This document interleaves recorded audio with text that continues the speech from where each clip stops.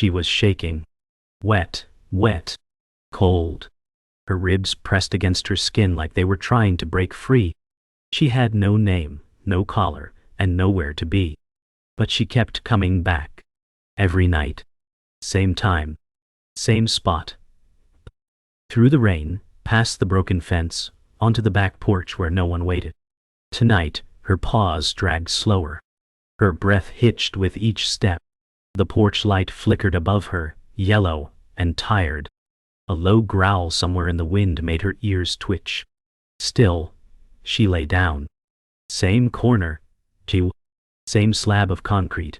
She curled her body tight, not for comfort, but to hide. From the dark. From the cold. From everything. Inside the house, the curtains moved.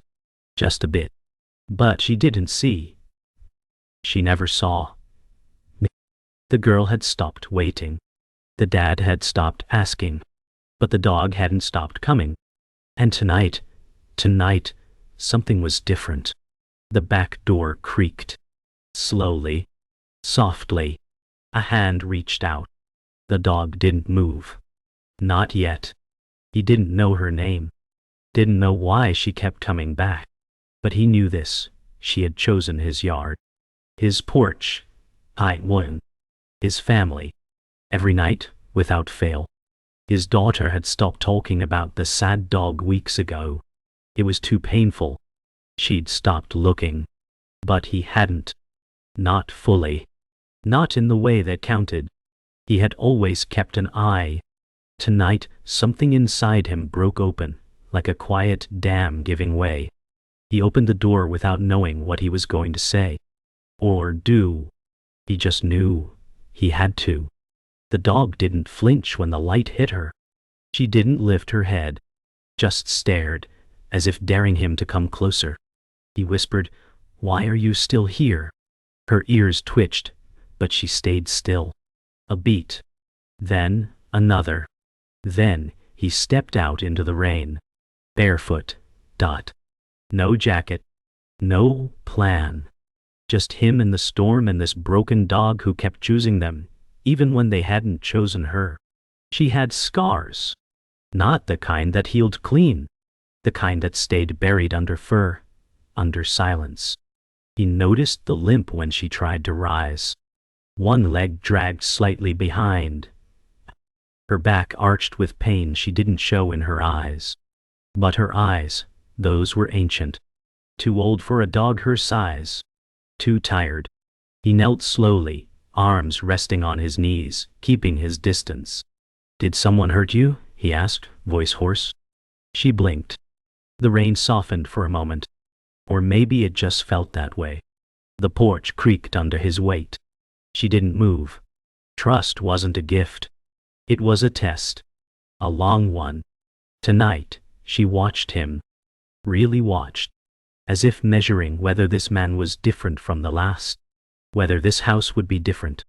Whether this pain could finally rest. He didn't reach. Didn't force. Just waited. And that somehow felt louder than 1,000 words. Inside the house, a girl sat on the stairs. Bare knees pulled to her chest. She had heard the door. Heard her father's voice. She hadn't gone outside in days, not since she left food that remained untouched. Hope hurts when it goes hungry. She whispered into her arms, "Please be there." The dog had been her secret. Her silent friend. The one who showed up when everyone else stopped listening. Now, through the foggy window, she could see her dad. Kneeling. Not yelling. Not chasing. Just listening. Her heart pounded like it used to when she thought the dog would stay. She crept closer to the window, breath fogging the glass. And there she was. Still there. Still choosing them. The girl didn't cry. Not yet. But her fists clenched, and in her chest the tiniest ember lit again. One word rose in her mind. Please. He stood finally, bones aching from the cold. The dog watched him rise but didn't back away. That was new. Progress maybe. Or just fatigue. He reached into his jacket pocket, and pulled out a towel. Thin, old, worn. Like her.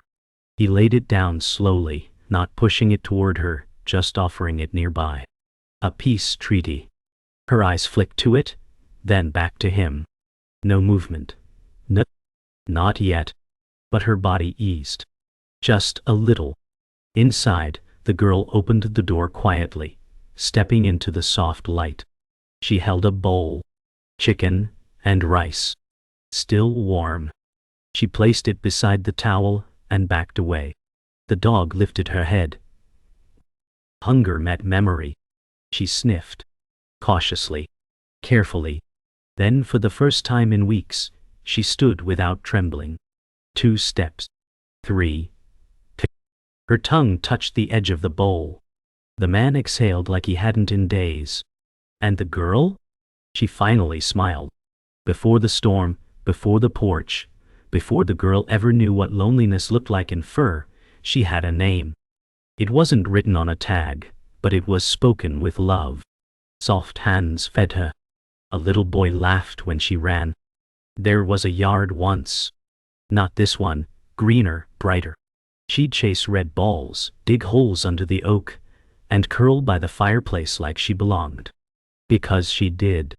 And when she wagged her tail, someone wagged their heart right back. She knew what home felt like. She knew what love was. It wasn't grand. It was in the routine. A blanket tossed on the floor. Scrambled eggs from a child's hand. A shoe chewed and forgiven. She was not always stray. She was not always broken. There was a before. And in that before, she was whole. Her name? She doesn't hear it anymore. But sometimes in sleep, her ears twitch, like someone still calling it, far away. She used to sleep curled beside a fireplace. The boy would wrap his arms around her like a stuffed toy. His breath smelled like cereal and dreams. He whispered secrets she never told. Some nights he cried. She never moved. Just stayed. That's what she was best at, staying. But one day, everything changed. The boxes came first. Then the shouting. She barked once. Then again. But no one looked at her. Not really. The boy left in a caw. Her bed stayed behind. Then the front door didn't open anymore. And when she followed her instincts back, days later, there were strangers inside. A new fence. A different smell. Her name wasn't welcome. The front step where she once waited was cold now. Cold and empty. And so she walked. For days. Weeks. Looking for a smell she recognized. A laugh. A whisper. But it never came. Only rain. And the sound of doors closing. Hunger came slowly. Not like pain.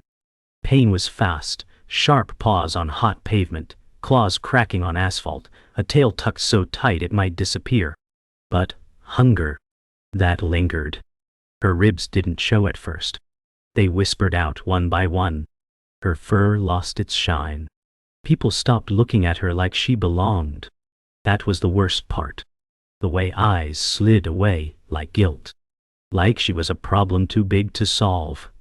She waited outside a diner once.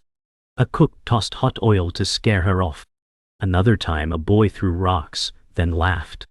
But sometimes a hand dropped a crust. A kindness too small to keep the ache away. She learned which streets were safe. And which dumpsters smelled promising. And which nights to sleep under parked cars instead of playground slides. Survival was no longer brave. It was necessary. And each passing day, her memories felt less like truth, and more like stories. There was one night she thought she'd die. The alley was too narrow, the rain too hard, and the voices too close. Teenagers. Loud, angry, careless. One had a bat. Another laughed. She tried to run, but the wall came first. Then the pain. A crack, not bone, metal. Her legs screamed. She didn't. She stayed silent. Just like always. When they left, she couldn't move. Just shivered. Minutes passed. Then hours. A woman found her. Not young, not old, just kind. She knelt down, covered the dog with a scarf, whispered something in another language. She didn't take her, just stayed. Until morning. That woman never came back. But the scarf? She kept it for weeks. Carried it in her teeth from block to block until it disintegrated in the rain. Because kindness, even once, is something stray dogs never forget. She didn't plan on this yard. It wasn't special. No smell of food, no open gate. But something about it felt familiar. The trees, the silence, the sound of a child laughing from somewhere inside. The first night she crept through the fence, she only meant to rest, just for a moment. But then the porch light blinked on, and the warmth spilled out like a memory. She didn't move. Not that. Not the next. And slowly, she started returning. The child would peek, sometimes speak, but never touch. They shared distance like an understanding. Then food appeared. Small bowls. Always close. Always untouched, until no one was watching. She wanted to leave. Wanted not to hope. But something in that house whispered, "Stay." And somehow, staying hurt less than leaving. So she stayed. Night after night.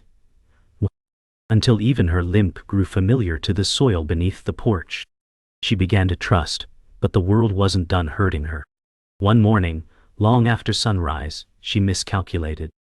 She stayed too long. A neighbor's voice cut through the air like a knife. "That stray's still here?" he shouted. A door slammed. Boots stomped. She bolted. Her legs remembered how to run before her mind could decide. The man threw a bottle. It hit the porch railing and shattered. "Filthy mutt!" he yelled. She didn't stop. Not until the pain in her chest overtook the noise. Behind her the girl screamed. "Stop it! She's not hurting anyone." But it didn't matter. Fear had already wrapped itself around the dog like a leash she couldn't chew off. That night, she didn't come back. Not the next either. The bowls stayed full. The porch stayed empty. Hope started to rot, like forgotten food. The house felt quieter, sadder, as if everyone knew trust was hard-earned and easily broken. She hid under an abandoned truck that night. The cold seeped through the concrete and into her bones. Her side ached. Her breath wheezed. But the worst pain was inside, disappointment. She had let herself believe again that this place was different, that those hands might not hurt, that porch light meant something more than visibility. Now she stared at shadows, each one reminding her of broken promises. Somewhere in her chest, something tightened. A defense returning. A guard being rebuilt. "Don't trust," it whispered. "Don't hope." The rain didn't fall that night, but it might as well have. Her body was dry. Her spirit soaked. She curled tighter, pressing herself into the corner beneath the axle. If she made herself small enough, maybe the pain wouldn't find her. But deep down, under the pain, a different voice still lingered. The girl's. Softer. "She's not hurting anyone," it repeated. Over and over. The girl waited for 3 nights. No sleep. Just silence. She left food. Left a towel. Left the door cracked open. Her dad told her gently, "She might not come back, sweetheart." But she didn't answer. Couldn't. She remembered every twitch of the dog's ears, every cautious glance.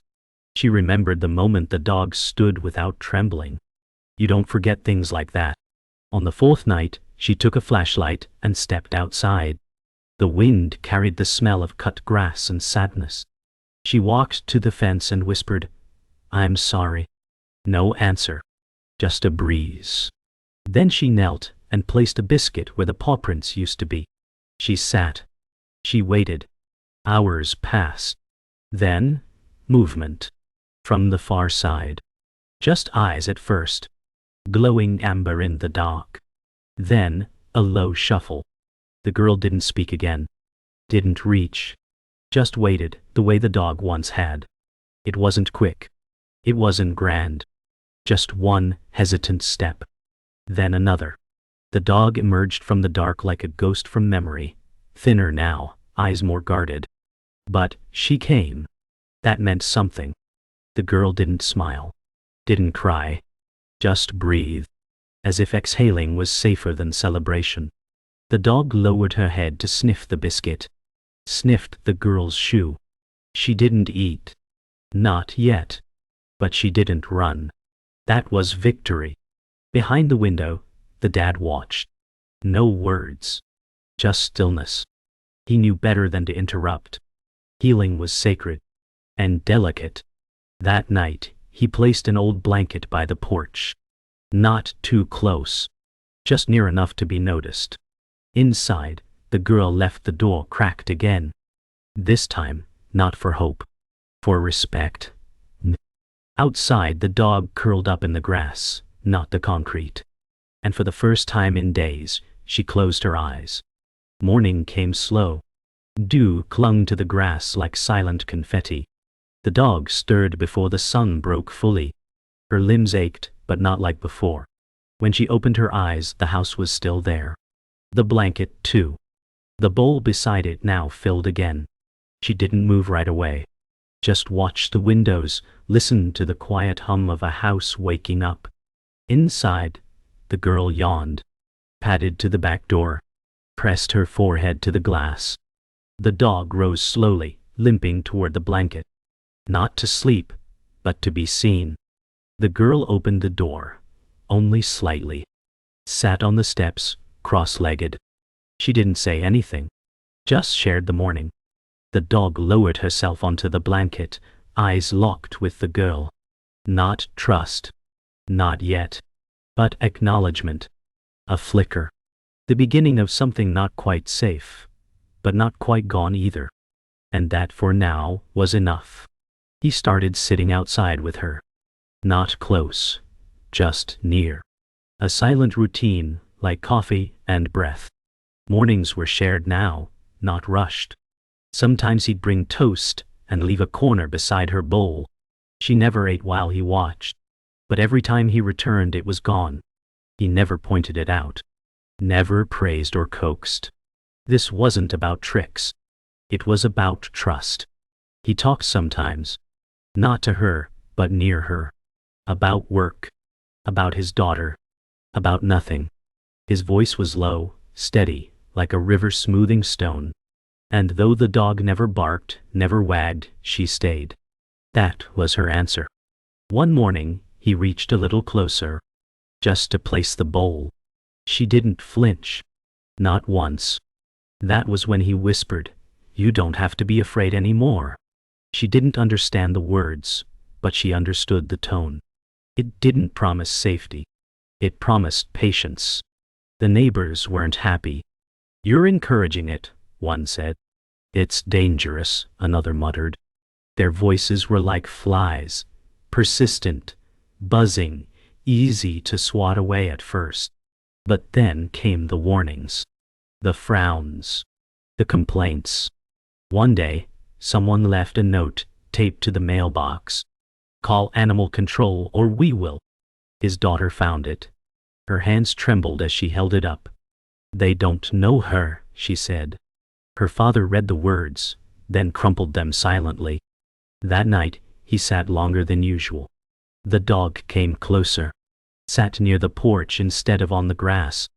He didn't speak. Just looked at her. "They want you gone," he finally said. She tilted her head. The porch light hummed. "But you're not leaving." His voice was firm now. Like steel under velvet. "Not if I have anything to say about it." She lay down. Eyes opened. Watching the door. Her door. The girl decided to act. She printed flyers. "Help us keep her safe," they said. A photo of the dog, mid-step, eyes bright, captured by accident, but full of spirit. She walked door to door, handing them out with trembling hands. Some people rolled their eyes. Others sighed. But a few smiled. One woman knelt and said, "I've seen her. She's gentle." A boy offered treats. Small moments. Big meanings. Slowly, the tide shifted. The whispers faded. Complaints turned to conversations. One neighbor even offered an old doghouse. "Might as well put it to use," he said, scratching his neck like the kindness embarrassed him. That afternoon, the girl dragged it into the yard. The dog sniffed it, but didn't go inside. Not yet. Still, she circled it once. Twice. Then sat beside it. Close. Closer than before. It wasn't just shelter anymore. It was a sign. And she had noticed. That night, thunder returned. Loud. Cracking. The sky split in furious streaks. She panicked. Her body reverted, instinct over memory. She darted from the porch, heart racing, paws slipping on wet grass. The doghouse meant nothing now. Safety meant shadows. She dove under a bush, trembling. Inside, the girl pressed her hands to the glass. "She's scared," she whispered. Her dad stood behind her, helpless. "We can't force her." But the girl shook her head. "She needs to know it's okay." She ran outside. No umbrella. No shoes. Just her and the storm. She found the dog under the thorny bush, shaking. Rain soaked her pajamas. "It's okay," she said gently. The dog didn't move. "You're not alone." A beat. Then she knelt, hands open. Minutes passed like hours. And then, movement. Slow. Crawling. The dog stepped out. Not because the storm had passed, but because someone stayed in it with her. She slept inside that night. Not in a bed. Not on the couch. Just near the door, curled on a towel. But it was enough. The girl placed a bowl nearby, then turned off the light. "Good night," she whispered. The dog didn't respond. But her ears twitched. Her breath slowed. The father stood in the hallway, arms folded, watching this fragile piece unfold. "She'll leave again," he murmured. "Maybe," the girl said, "but now she knows where to return." The house creaked in the silence that followed. Not cold. Just quiet. In the dark, the dog stirred once. Then let out a long, slow sigh. The kind that only comes after years of holding your breath. She didn't dream of trucks or alleys. Not that night. That night, she dreamed of warmth. Of hands that didn't hit. Of doors that opened. And for the first time, she believed in staying. Weeks passed. Her limp softened. Her eyes grew clearer. She followed the girl around the backyard now, still distant, still silent, but present. One day, the dad noticed something as she walked across the patio. A scar. Long. Jagged. Hidden beneath fur that had grown back unevenly. It ran from shoulder to flank like a cruel signature. He crouched slowly, eyes narrowing. "You've been through more than we thought," he said quietly. The dog paused. She didn't flinch, didn't flee. Just stared. The girl stepped closer. "Do you think someone did that?" she asked.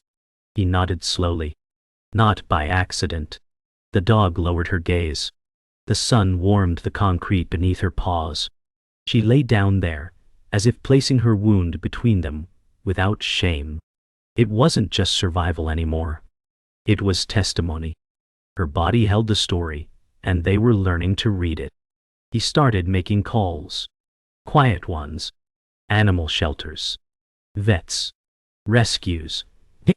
Not to give her up, but to find out who she was. There had to be records, microchips, something. Every call ended the same. "Sorry, sir, no match." She wasn't in any system. Not lost. Not claimed. Just forgotten. He hung up the last call slower than the first. The girl sat beside him, hands in her lap. "So what does that mean?" she asked. He looked toward the back door, where the dog was sleeping in a patch of sunlight. "It means she wasn't just abandoned, she was erased." The girl leaned into his side. We won't forget her. He nodded. Not ever.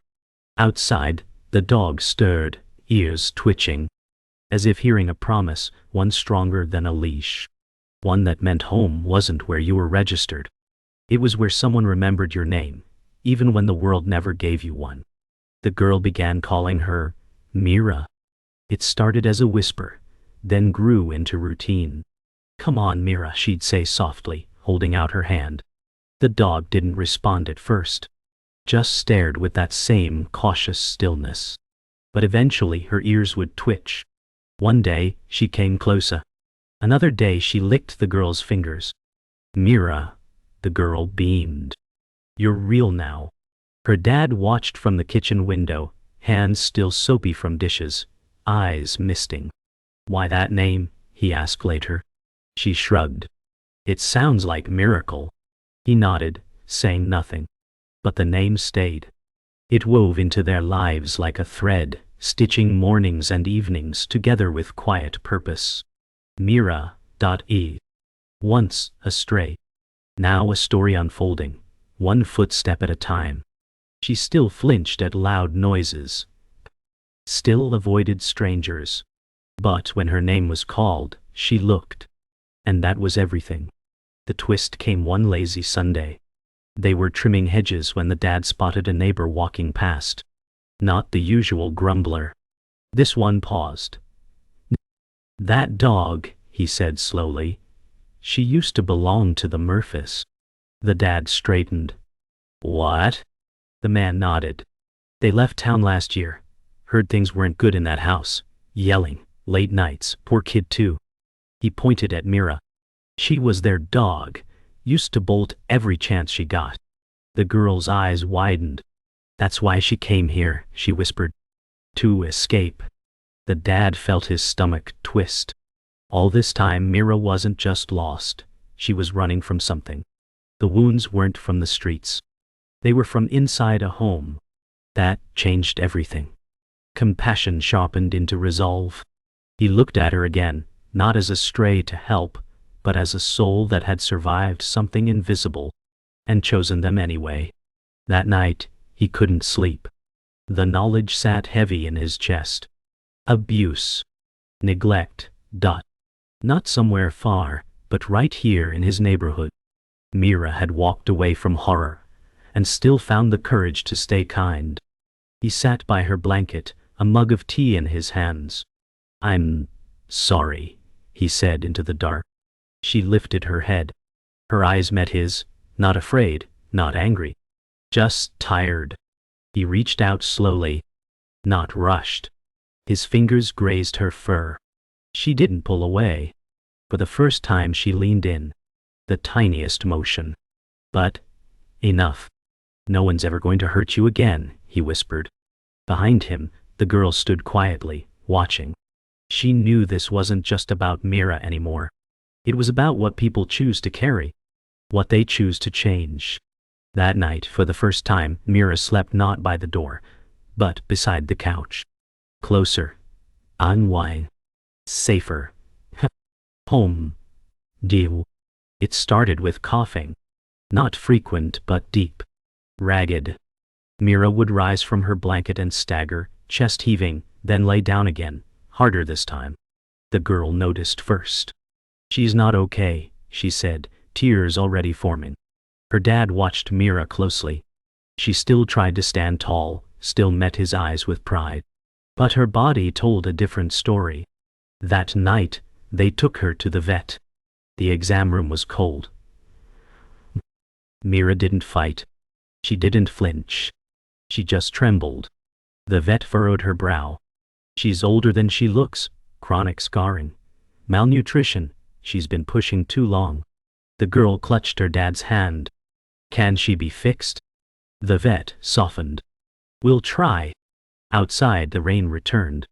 But this time, they were inside it with her. No more waiting behind glass. No more hoping at a distance. Now, they were in the storm together. The diagnosis came the next day. Lung scarring likely from years of untreated infections. Nothing contagious. Nothing urgent. Just damage. Slow and cruel. It wasn't fatal, but it was permanent. She'll need care, the vet said. Not once, constantly. The dad nodded without pause. We'll do it. The girl looked at Mira lying beside her feet, wrapped in a soft fleece. She already did the hard part, she said. She made it here. The vet smiled. Now it's your turn. At home they rearranged everything. Cleared the hallway. Bought special food. Made the living room her space. The doghouse outside remained, untouched now. Because Mira didn't need a yard. She needed a family. And they weren't going to wait anymore. That night, the dad knelt beside her and whispered, "You're staying, as long as you want." She didn't move. But her tail gave one slow thump against the floor. They bought a collar. Not because she needed one, but because she deserved one. It was dark green, with her name stitched in gold thread, Mira Dash. The girl held it up like a crown. "Ready?" she whispered. Mira sniffed it, then blinked slowly. No fear. No flinch. The dad clipped it on gently. It wasn't a restraint. It was recognition. "You're ours now," he said softly. The collar didn't change her gait or her eyes, but something in her posture shifted. She stood a little straighter. Like the name meant something.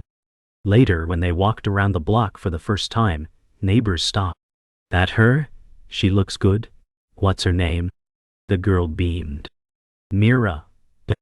The man who once shouted about strays gave a small nod. "Fits her." Mira trotted beside them, steady. Each step echoed louder than barks or speeches. She wasn't rescued. She rose, on her own legs, and they walked beside her. One evening, she barked. Just once. Sharp.e. Loud. The girl jumped. "She's never done that," she said, wide-eyed. Mira stood by the window, tail stiff. Outside, a raccoon shuffled near the trash bins. The dad chuckled. "She's guarding us." But the girl understood more. This wasn't just protection. It was voice. Mira had found hers. Not the timid whimpers of fear. Not the silence of trauma. A real sound. A claiming. "She's saying this is her home," the girl whispered. Mira stayed by the window long after the raccoon left. Tail still. Eyes alert. She didn't need to bark again. She had said enough. And when she turned to lie back down, she didn't curl into herself like before. She stretched out fully. Legs extended. Chin high. Like she wasn't afraid of being seen anymore. Like she knew. This place, these people, this life, it belonged to her too. The court hearing came unexpectedly. A city complaint from earlier resurfaced. A letter. A date. A hearing. "Some neighbors still want her removed," the dad explained. The girl's face fell. "We saved her," she said. "She saved us." They showed up in person, father, daughter, and Mira. Leashed. Calm. Pity. Resilient. The judge looked surprised. "She's well behaved." The dad nodded. "She's family." The girl handed over letters, dozens from neighbors, from the vet, from the school. One said, "She made our street quieter, safer, kinder." The judge read in silence, then smiled. Case dismissed. Outside the courthouse, Mira sat between them, tail gently sweeping the steps. "You did it," the girl said, hugging her. Mira leaned in, just a bit. The dad looked at the sky. "She's not going anywhere." For the first time, they weren't defending her right to stay. They were honoring it. Seasons turned. Summer folded into autumn. Mira's coat thickened, her steps slower but more assured. The backyard, once just a pit stop, had become her kingdom. The porch her throne. The girl now read beside her every afternoon. Chapter books, fairy tales, school assignments. Mira listened to them all. Sometimes with eyes closed, sometimes with ears perked. She didn't always understand, but she understood the voice. The safety in it. The rhythm. The father had a new habit, coming home and scratching Mira behind the ears before even setting his briefcase down. No commands. No expectations. Just belonging. Some neighbors now waved when passing the yard. Others paused to drop off treats. Mira accepted them all with a cautious dignity. She was no longer the mystery dog. No longer the stray. She was Mira. A name that meant look. And when people looked now, they saw her fully. Mira still limped. The scar on her side never faded. Loud sounds still made her pause. But she didn't hide anymore. She didn't run. One evening, fireworks echoed down the block. The girl looked up, panic flashing in her eyes. Mira stood still, ears back. But she didn't bolt. Instead, she walked toward the girl and leaned into her side. "You're okay?" the girl whispered, pressing her hand to Mira's chest. Her heartbeat was fast, but steady. The father sat nearby, setting down his phone. No videos this time. No camera lens. Just eyes. Just presence. The fireworks lit the sky in gold and violet. Mira didn't flinch. She didn't bark. She just watched. Still. Steady. Safe. The trauma hadn't disappeared. But it no longer owned her. It had become part of her story. Not the ending. Not even the middle. Just one chapter that she had outlived, with help. The school hosted a family day. Pets were invited. Kids brought rabbits, kittens, parrots. The girl brought Mira. Some gasped when they saw the scar. Others whispered. But the girl stood tall. "This is Mira," she said. "She saved me." The teacher raised an eyebrow. "How so?" The girl smiled. "When I stopped believing people could change, she proved they could." Mira sat beside her, not moving, not reacting to the crowd. Calm. Regal. Why? Some kids knelt to pet her. She allowed it. One even asked, where did she come from? The girl replied, she came from pain, but she chose love. The room quieted. The teacher nodded. "That's the best kind of story," she said. The girl looked down at Mira and whispered, "Thank you."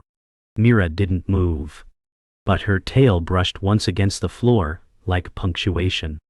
Like a period at the end of a sentence she had waited her whole life to finish.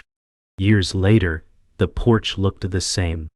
So did the tree in the yard, and the fence Mira once slipped through. But the girl was taller now. Teenager shoulders. Quiet confidence. Mira had grayed around the muzzle. Her steps slower, her naps longer. But every morning, she rose when the alarm rang. Waited by the door. Walked the yard once, then curled by the window. The family moved less. Spoke more softly. They knew time was no longer measured in years, but in moments. One evening, the father sat beside her with a blanket. "You gave us more than we ever gave you," he whispered. Mira blinked slowly, then leaned her head into his chest. The girl joined, wrapping her arms around them both. They didn't cry. Not yet. There was still breath. Still light. Still now. And in that now, there was nothing broken left to fix. Only love, holding everything gently. One morning Mira didn't get up. The girl found her curled peacefully, eyes closed, breath gone. No pain. No sound. Just stillness. The family sat together for a long time. No one spoke. They buried her beneath the oak, the one where she first let them near. A small stone marked the spot. Mira, she came back, and she stayed. The neighbors brought flowers. One left a note. She changed everything. The girl placed Mira's collar around the tree trunk. Not as a memorial. As a reminder that courage doesn't always bark. Sometimes it walks quietly through broken fences and refuses to leave. That night, the house was quiet. But it wasn't empty. Her bowl stayed out. Her blanket too. Because love doesn't vanish, it lingers. in shadows, in paw prints, in silence. And just before falling asleep, the girl whispered to the dark, "Thank you for choosing us."